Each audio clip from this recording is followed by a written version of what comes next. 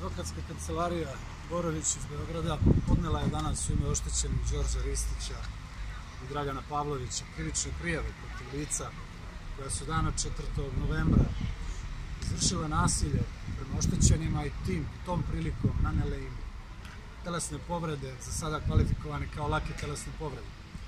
Podsjećamo nadležne organe, tužilaštvo i policiju da postupaju u skladu sa Ustavom i zakonom, te da u tom pravcu sprovedu sve svoje nadležnosti i vinovnike ovog događaja privedu pravdi.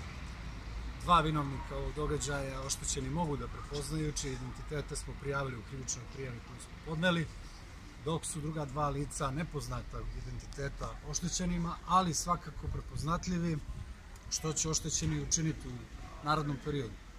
Upozoravamo da je potreba za podnošenjem ove krivične prijave se pojavila upravo zbog inertnosti nadležnih organa, tu pre svega mislim na policiju, čija je to dužnost i obaveza, te u skladu s tim podsjećamo da ostale radnje koje budu pravili u pravcu sprovođenja dokaznih radnji u pogledu ove krivične prijave urade savesno. Tu pre svega mislim na dostavljanje